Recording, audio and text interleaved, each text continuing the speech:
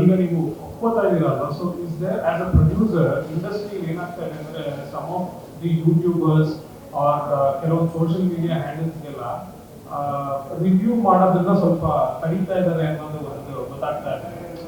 ಈಗ BookMyShow ratings disable ಆಗ್ತಾ ಇದೆ, ಯೂಟ್ಯೂಬ್ ಚಾನೆಲ್ಸ್ಗೆ ಇಂಜೆಕ್ಷನ್ ನೋಟಿಸಸ್ ಹೋಗ್ತಾ ಇದೆ. So what you like to say ಅಂದ್ರೆ as a producer how much open should be to criticism? ಅಲ್ಲ, definitely we should be open to criticism. ಇವಾಗ ಮೊದಲೆಲ್ಲ ಆಗಿದ್ರೆ ನಮಗೆಲ್ಲರೂ ಗೊತ್ತಿರೋರಲ್ವಾ, ಈ ಪತ್ರಿಕೆ, ಈ ಟಿ ವಿ ಇವ್ರು ರಿವ್ಯೂ ಮಾಡ್ತಿದ್ದಾರೆ ಹಿಂಗೆ ಅಂತ. ಇವಾಗ ಎಷ್ಟು ಜನ ಇರ್ತಾರೆ ಅಂದರೆ ಯಾರೂ ಗೊತ್ತಿರಲ್ಲ. ಸಿ, ಅದನ್ನು ಈಗ ನಾನು ಒನ್ ಸೈಡೆಡ್ ಆನ್ಸರು ಹೇಳೋಕ್ಕಾಗಲ್ಲ. ಇವತ್ತು ಹೆಂಗಾಗಿದೆ ಅಂದರೆ, ಇಲ್ಲಿ ಕುತ್ಕೊಂಡು ನಾನು ಒಂದಿಷ್ಟು ಜನನ ರೆಡಿ ಮಾಡಿ ನಾನು ಯೂಟ್ಯೂಬ್ ಚಾನಲ್ ಓಪನ್ ಮಾಡಿಸಿ ನಿಮ್ಮ ಸಿನಿಮಾ ರಿಲೀಸ್ ಆಗ್ತಿದೆ ಅಂದಾಗ ಅದ್ರ ಬಗ್ಗೆ ಬೇಕು ಅಂತ ನೆಗೆಟಿವ್ ಮಾಡಿಸ್ಬೋದು. ಅದು ನಡೀತಾ ಇದೆ. ಇವತ್ತು ನಡೀತಿರೋದು ಹಂಗೆ. ಇವತ್ತು ಎಷ್ಟೊಂದು ಮೊನ್ನೆ ಅದೇ ಒಂದು ಡಿಸ್ಕಷನ್ ನಡೀತಾ ಇತ್ತು ನಮ್ಮ ಸಿನಿಮಾ ಸರ್ಕಲಲ್ಲಿ. ಇವತ್ತು ಹೆಂಗಿದೆ ಅಂದರೆ, ಮೊದಲೆಲ್ಲ ಅವ್ರು ಪಿ ಆರ್ ಮಾಡ್ಕೋತಾ ಇದ್ರು. ಇವಾಗ ಹೆಂಗಿದೆ ಅಂದರೆ, ಬೇರೆ ಯಾವ್ದಾದ್ರು ಸಿನಿಮಾ ಬಂದರೆ ಅದಕ್ಕೆ ನೆಗೆಟಿವ್ ಮಾಡಿಸೋದೇ ಒಂದು ಕೆಲಸ ಶುರುವಾಗಿದೆ ಅಂತ. ಅವ್ರ ಸಿನಿಮಾ ರಿಲೀಸ್ ಆದರೆ ಈ ಕಡೆ ಅಭಿಮಾನಿಗಳಿಗೆ ಕಷ್ಟ, ಇನ್ನೊಬ್ರು ಸಿನಿಮಾ ರಿಲೀಸ್ ಆದರೆ ಇನ್ನೊಬ್ರಿಗೆ ಕಷ್ಟ. ಸೊ ಒಂದು ನೆಗೆಟಿವ್ ಪಿ ಆರ್ ಆಟೋಮೆಟಿಕ್ಕಾಗಿ ಒಂದು ಆಪೋಸಿಟ್ ಇದರಿಂದ ಶುರುವಾಗುತ್ತೆ ಅಂತ. ಮೋಸ್ಟ್ಲಿ ಅದಕ್ಕೆ ಭಯ ಬಿದ್ದು ಐ ಥಿಂಕ್ ಪ್ರೊಡ್ಯೂಸರ್ಸ್ ಆ ಕಾಲ್ ತಗೋತಿರ್ಬೋದೇನೋ. ಬಟ್ ನಾನು ನಂಬೋದು, ಒಂದು ಸಿನಿಮಾ ಭಾಳ ಚೆನ್ನಾಗಿದ್ರೆ ಐ ಥಿಂಕ್ ಪ್ರೇಕ್ಷಕ ಮಾತಾಡ್ತಾನಲ್ಲ, ಏನೇ ನೆಗೆಟಿವ್ ರಿವ್ಯೂ ಏನೇ ಮಾತಾಡಿದ್ರು ಅದು ಇನ್ನೊಂದು ಆಪೋಸಿಟ್ಟು ಒಳ್ಳೆ ಅಲೆನ ಅದು ಕ್ರಿಯೇಟ್ ಮಾಡುತ್ತೆ. ಅವ್ರು ಎಷ್ಟು ನೆಗೆಟಿವ್ ಮಾಡಿದ್ರು ಒಂದು ಒಳ್ಳೆ ಸಿನಿಮಾ ಅದು ಏನಾಗಬೇಕು ಅದು ಹಾಗೆ ಆಗುತ್ತೆ ಅಂತ. ಸರ್, ಹಾಗಂತ ಅಂದ್ಕೊಂಡು ಒಂದು ವಿಮರ್ಶೆಯನ್ನೇ ಬೇಡ ಅಂತ ಹೇಳೋದು ಎಷ್ಟು ಮಟ್ಟಿಗೆ ಸರಿ ಅಂತ. ಅಂದ್ರೆ ಹೌದು, ವಿರೋಧ ಬರ್ಬೋದು, ನೆಗೆಟಿವ್ ಇದು ಬರ್ಬೋದು, ಅದರ ಅರ್ಥ ವಿಮರ್ಶೆನೇ ಬೇಡ ಅಂತ ಹೇಳೋದಲ್ಲ. ಅಲ್ಲ, ಖಂಡಿತ ವಿಮರ್ಶೆ ಬೇಡ ಅಂತ ಹೇಳಕ್ಕೆ ಸಾಧ್ಯನೇ ಇಲ್ಲ, ಹೇಳಬಾರ್ದು. ಡೆಫಿನೆಟ್ಲಿ ಇರಬೇಕು. ಇದನ್ನ ಆಫ್ ಮಾಡ್ತಿದ್ದಾರೆ, ವಿಮರ್ಶೆನೇ ಬೇಡ ಅಂತ ಹೇಳೋ ಟ್ರೆಂಡ್ ಇದಾಗಿದೆ.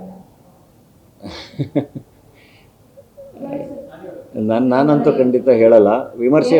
ನಿಮ್ಮ ಸಿನಿಮಾಗಳಲ್ಲಿ ಹೇಗೆ ಅಲ್ಲ, ವಿಮರ್ಶೆ ಬೇಕು, ಡೆಫಿನೆಟ್ಲಿ ಕ್ರಿಟಿಕ್ಸ್ ಇರಲೇಬೇಕಲ್ವ. ಇಲ್ಲ ನಾನು ಹೆಂಗೆ ತಿದ್ಕೊಳ್ಳೋಕ್ಕಾಗುತ್ತೆ ಅಥವಾ ಹೆಂಗೆ ಮುಂದಕ್ಕೆ ಹೋಗೋಕ್ಕಾಗುತ್ತೆ? ಈಗ ಅವ್ರು ಹೇಳಿದ್ರು, ಈಗ ವಿದ್ಯಾಪತಿ ಇಂದ ಏನು ಕಲ್ತ್ರಿ ಅಂತ. ಸೊ ಈಗ ಎಲ್ಲರೂ ಆ ವಿದ್ಯಾಪತಿ ಸಿನಿಮಾ ನೋಡಿ ಬರೆದಿರ್ತಾರಲ್ವ. ಸೊ ಒಬ್ರೊಬ್ರಿಗೆ ಒಂದೊಂದು ಅನಿಸಿರ್ಬೋದು. Taste might be different. ಈಗ ನನಗೆ ಅವರು ಸಿಕ್ಕಿದಾಗ ಭಾಳ ಚೆನ್ನಾಗಿ ಹೇಳಿದರು, ನನಗೆ ಬಡವರಾಸ್ಕಲ್ ಟಗರುಪಲ್ಯಗಿಂತ ರತ್ನ ಪ್ರಪಂಚ ಇಷ್ಟ ಆಗಿತ್ತು ಅಂತ. ದಟ್ ಡಸಂಟ್ ಮೀನ್ ಬಡವರಾಸ್ಕಲ್ ಅಥವಾ ಟಗರುಪಲ್ಯ ವರ್ಕ್ ಆಗಿಲ್ಲ ಅಂತ ಅಲ್ಲ.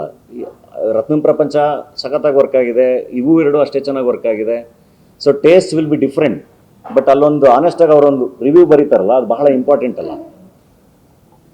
ಸೊ ಅದು ಬೇಕೇ ಬೇಕು.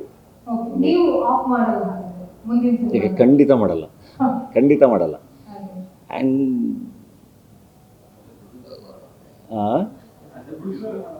ಅಲ್ಲ, ಆ್ಯಕ್ಟ್ರಾಗಿನೂ ಮಾಡೋಕ್ಕಾಗಲ್ಲ. ಹೆಂಗೆ ಮಾಡೋಕ್ಕಾಗುತ್ತೆ? ಆ್ಯಕ್ಟ್ರಾಗಿನೂ ಮಾಡೋಕ್ಕಾಗಲ್ಲ.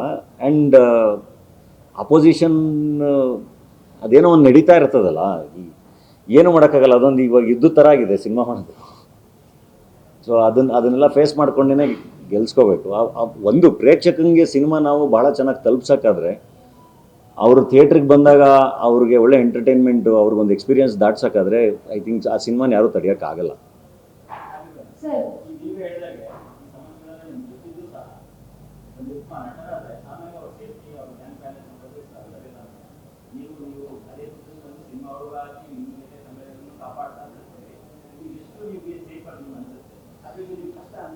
ಅಲ್ಲ, ಸೇಫ್ ಅಲ್ಲ, ಡೆಫಿನೆಟ್ಲಿ ಒಂದು ಮಟ್ಟಿಗೆ ರಿಸ್ಕೇನೆ ಇದು. ಬಟ್ ಏನಂದರೆ, ಸಿನಿಮಾದಲ್ಲೂ ದುಡ್ಡಿದೆ ನಿಮಗೆ. ಅದಕ್ಕೆ ಬೇರೆ ಬೇರೆ ಇಂಡಸ್ಟ್ರಿಲಿ ಬಹಳ ದೊಡ್ಡ ದೊಡ್ಡ ಎಕ್ಸಾಂಪಲ್ಸ್ ಇದೆ. ಅಂದರೆ ಅದೇ ಇಂಡಸ್ಟ್ರಿಯಲ್ಲೇ ಇದ್ದು ಅಲ್ಲೇ ಸ್ಟುಡಿಯೋ ಕಟ್ಟಿ ಅಲ್ಲೇ ಥಿಯೇಟ್ರ್ಗಳನ್ನ ಕಟ್ಟಿ ಆ ಸಿನಿಮಾ ವ್ಯಾಪಾರನೂ ದೊಡ್ಡದಾಗಿ ಅವರು ಕೂಡ ಅಷ್ಟೇ ತುಂಬ ಚೆನ್ನಾಗಿ ಭಾಳ ದೊಡ್ಡದಾಗಿ ಫೈನಾನ್ಷಿಯಲಿನೂ ಬೆಳೆದಿದ್ದಾರೆ. ಅಂದರೆ ಇಲ್ಲಿ ಬಹಳ ಚೆನ್ನಾಗಿದೆ ಎಲ್ಲದನ್ನು. ಅದಕ್ಕೆ ನಾವು ವಾಪಸ್ಸು ಕಾಂಟ್ರಿಬ್ಯೂಟ್ ಮಾಡ್ಕೊಂಡು ಅದನ್ನು ಬಿಲ್ಡ್ ಮಾಡ್ಕೊಂಡಾಗ ಮಾತ್ರ ಡೆಫಿನೆಟ್ಲಿ ಭಾಳ ಚೆನ್ನಾಗಿ ಆಗೋ ಸಾಧ್ಯತೆ ಇದೆ. ಅದು ಒಬ್ಬರ ಕೈಲಿ ಅಂತಲ್ಲ, ನಂತರನೇ ಇನ್ನೊಂದಿಷ್ಟು ಜನನೂ ಪ್ರಯತ್ನ ಪಡ್ತಿದ್ದಾರಲ್ಲ, ಎಲ್ಲ ಸೇರಿಕೊಂಡು ಅವ್ರವ್ರ ಕಾಂಟ್ರಿಬ್ಯೂಷನ್ ಮಾಡ್ತಾ ಹೋದಂಗೆ ಐ ಥಿಂಕ್ ಅದು ಲಾಂಗ್ ಟರ್ಮಲ್ಲಿ ಒಂದು ಶೇಪ್ ತೊಗೊಳಕ್ಕೆ ಸಾಧ್ಯ ಅಂತ. ರಾತ್ರಿ ಏನು ಚೇಂಜ್ ಆಗಲ್ಲ, ಚೇಂಜ್ ಮಾಡೋಕ್ಕಾಗಲ್ಲ.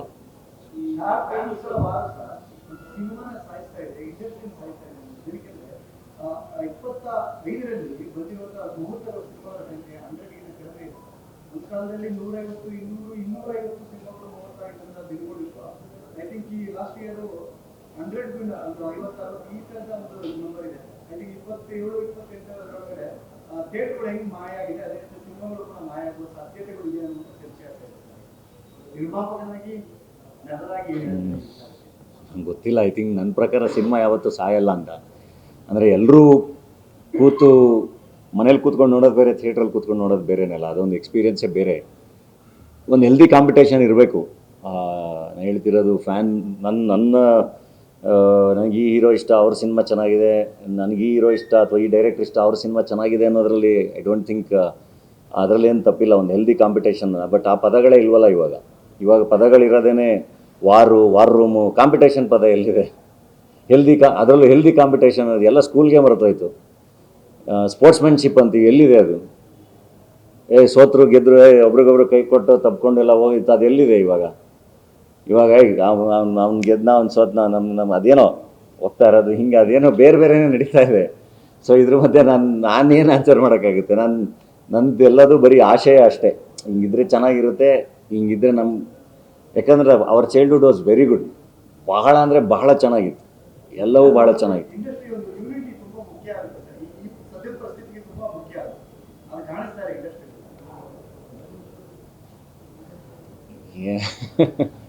ಸರ್ ಅಂದ್ರೆ ಒಂದು ಸಿನಿಮಾ ಗೆದ್ದ ಖುಷಿ ಪಡೋಕ್ಕಿಂತ ಸೋಲ್ನ ತುಂಬಾ ಕಾಯ್ತಾ ಇದ್ದಾರೆ ಅಂತ ಅದು ಸಮಸ್ಯೆ. ಒಂದು ಪ್ರಾಪಗಂಡ ಕ್ರಿಯೇಟ್ ಮಾಡ್ತಾರೆ. ಇದು ನಮ್ಮ ಸಿನಿಮಾ ಸಂಭ್ರಮದಿಂದ ತಿಳ್ಕೊಳಿಸ್ತು. ಅದೀಗ ಸೋಲನ್ನು ಸಂಭ್ರಮಿಸುವಂತಹ ದಿನ ಬಂದಿದೆ. ಬದಲಾಗಲಿ ಅಷ್ಟೇ, ಚೇಂಜ್ ಆಗಬೇಕು ಅಂತಲೇ ಇಷ್ಟಪಡ್ತೀನಿ. ನನಗೆ I always wanted to work with everyone. ನಾನು ಎಲ್ಲರ ಜೊತೆ ಸ್ಕ್ರೀನ್ ಶೇರ್ ಮಾಡೋ ಆಸೆ. ನಾನು ಭಾಳ ಚೆನ್ನಾಗಿ ಎಲ್ಲರ ಜೊತೆನೂ ಹೋಗಿ ಆ್ಯಕ್ಟ್ ಮಾಡಿದ್ದೀನಿ. ಯಾರೇ ಸಿಕ್ಕರು ಭಾಳ ಖುಷಿಯಾಗಿ ತಪ್ಕೊಂಡೆ ಅಭ್ಯಾಸ ನನಗೆ. ಅದನ್ನು ಮೀರಿ ನಮ್ಮ ಪಾಡಿಗೆ ನಾವು ಏನೋ ಕೆಲಸ ಮಾಡ್ಬೋದು ಬಿಟ್ಟರೆ ಭಾಳ ಏನೂ ಮಾಡೋಕ್ಕಾಗಲ್ಲ. ಈಗ ನಂದು ಹೆಡ್ ಬುಷ್ ಅನ್ನೋ ಸಿನಿಮಾ ಮಾಡಿದಾಗ, ಹೆಡ್ ಬುಷ್ ಸಿನಿಮಾದಲ್ಲಿ ನಾನು ನಟನ ಜೊತೆ ನಿರ್ಮಾಪಕ ಕೂಡ ಹೌದು. ಅವತ್ತದು ಎಷ್ಟು ದೊಡ್ಡ ಇಶ್ಯೂ ಆಗಿತ್ತು ಅಂದರೆ ಯಾರೂ ಅಂದರೆ ನಾನು ಹೇಳೋದು ಒಬ್ರದ್ದೇನೋ ಆ ಥರದ್ದೇನೋ ಆದಾಗ I think every one should come ಅಲ್ಲ ಇಂಡಸ್ಟ್ರಿಯಲ್ಲಿ. ಇರಪ್ಪ ಇದು ಸಿನಿಮಾ, ಅವನೇನೋ ನಿರ್ಮಾಣ ಮಾಡಿದ್ದಾನೆ, ಅವನೇನೋ ಮಾಡಿದ್ದಾನೆ ಅಂತ. ದಟ್ ಕಲ್ಚರ್ ಶುಡ್ ಕಮ್ ಅಷ್ಟೇ. ಅದು ಯಾರದೇ ಆದ್ರೂ ಎಲ್ಲರೂ ಬಂದು ನಿಂತ್ಕೋಬೇಕಲ್ಲ. ಇರಪ್ಪ ಇದು ನಮ್ಮ ಇಂಡಸ್ಟ್ರಿ, ಅವನೇನೋ ಸಿನಿಮಾ ಮಾಡಿದ್ದಾನೆ, ಏನೋ ಓಕೆ ಅದೇನೋ ಅನಿಸಿರ್ಬೋದು ನಿಮಗೆ, ಹಂಗಾಗಿಲ್ಲ ಅಂತ. ಒಬ್ಬ ಧನಂಜಯ ಹಿಂಗಾದಾಗ ಬರೋಂಗೆ ಅಥವಾ ಇನ್ನೊಬ್ರಿಗಾದಾಗ ಧನಂಜಯ ಹೋಗಂಗೆ, ಹಂಗೇನೋ ಆಗಬೇಕದು. ಆಗುತ್ತೆ, ಎಲ್ಲರೂ ಟೈಮ್ ಬೇಕು, ಆಗುತ್ತೆ. ಐ ಥಿಂಕ್ ಈಗ ನಿಮ್ಮ ಪ್ರೊಡಕ್ಷನ್ ಅಲ್ಲಿ ದೇಸಿ ಸಿನಿಮಾ ಬರ್ತಾ ಇರೋದ್ರಿಂದ ಐ ಥಿಂಕ್ ಆ ಸಿನಿಮಾನ ಜೈಲಿಗೆ ಹಾಕೋದಕ್ಕೆ ಒಂದಷ್ಟು ಜನ ಕರೆಕ್ಟ್ ಆಗ್ತಾರೆ. ಐ ಥಿಂಕ್ ಅಲರ್ಟ್ ಆಗಿರ್ತಾರೆ. ಹಂಗೆಲ್ಲ ಏನೂ ಆಗಲ್ಲ. ಆಯ್ತು, ಐ ಡೋಂಟ್ ಥಿಂಕ್ ಆ ಥರ ಏನೋ ಇರುತ್ತೆ ಅಂತ. ಆ ಥರದ್ದೇನೋ ನನಗೆ ಕಾಣಿಸ್ತಾ ಇಲ್ಲ. ಡೆಫಿನೆಟ್ಲಿ ಸಿನಿಮಾ ಚೆನ್ನಾಗಿದ್ರೆ ಎಲ್ಲರೂ ಬಂದು ನೋಡ್ತಾರೆ. ಆ್ಯಂಡ್ ಚೆನ್ನಾಗಿದೆ ಕೂಡ ಸಿನಿಮಾ. ಅದು ಸರ್, ಈಗ ನಿನ್ನೆ ನಡೆದ film fest, Bengaluru film fest ಅಲ್ಲಿ ಪ್ರಕಾಶ್ ರಾಜ್ ಅವರು ಒಂದು ಮನವಿಯನ್ನ ಮಾಡ್ತಾರೆ ಸಿದ್ದರಾಮಯ್ಯ ಅವರನ್ನ. ಪ್ಯಾಲೆಸ್ಟೈನ್ ಸಿನಿಮಾಗಳನ್ನ ಅವಕಾಶ ಮಾಡ್ಕೊಡ್ಬೇಕು ಇಲ್ಲಿ, ಯಾಕಂದ್ರೆ ಕೇರಳದಲ್ಲಿ ರೀಸೆಂಟಾಗಿ ಫಿಲ್ಮ್ ಫೆಸ್ಟ್ ನಡೆದಾಗ ಸಿನಿಮಾಗಳನ್ನ ಇಲ್ಲಿ ಅವಕಾಶ ಮಾಡ್ಕೊಟ್ಟಿದ್ದಾರೆ ಪ್ರದರ್ಶನ ಮಾಡೋದು. ಬಟ್ ಕರ್ನಾಟಕದಲ್ಲಿ ಅವಕಾಶ ಮಾಡ್ಕೊಡ್ತಿಲ್ಲ. ಸೊ ಕಲಾವಿದರಾಗಿ ಏನ್ ಹೇಳ್ತೀರಾ ಅಂದ್ರೆ ಸಿನಿಮಾದಲ್ಲಿ ರಾಜಕೀಯ ನಡಿಬಾರ್ದು ಅನ್ನೋದು ಅವ್ರ ಸ್ಟೇಟ್. ನಂಗೆ ಗೊತ್ತಿಲ್ಲ. ಅಂದರೆ ಆ್ಯಕ್ಚುಲಿ ನಂಗೆ ಇದ್ರ ಬಗ್ಗೆ ಇನ್ಫಾರ್ಮೇಷನ್ನೇ ಇಲ್ಲ. ಇವಾಗ ನಾನು ಗೊತ್ತಿರೋ ವಿಷಯದ ಬಗ್ಗೆ ನಾನು ಮಾತಾಡ್ಬೋದು. ಸೊ ನೀವು ಕೇಳಿದ್ದು ಅವ್ರೇನು ಹೇಳಿದ್ದಾರೆ ಅಥವಾ ಇಲ್ಲೇನು ಆಗಿದೆ, ಯಾವ ಸಿನಿಮಾ ಬಿಟ್ಟಿದ್ದಾರೆ, ಅದ್ರ ಬಗ್ಗೆ ಡೆಫಿನೆಟ್ಲಿ ನನಗೆ ಇನ್ಫಾರ್ಮೇಷನ್ ಇಲ್ಲ. ಸೊ ನನ್ನ ಪ್ರಾಪರ್ ಇನ್ಫಾರ್ಮೇಷನ್ ಇಲ್ದಲೇ ಕಮೆಂಟ್ ಮಾಡೋದು ಚೆನ್ನಾಗಿರಲ್ಲ. ಇಲ್ಲ, ಸದ್ಯಕ್ಕೆ ಕನ್ನಡ ಅಷ್ಟೇ ಫೋಕಸ್ ಮಾಡ್ತಾ ಇದ್ದೀನಿ. ಹಾಂ, ಇಲ್ಲ ಪ್ರೊಡಕ್ಷನ್ ಅಷ್ಟೇ.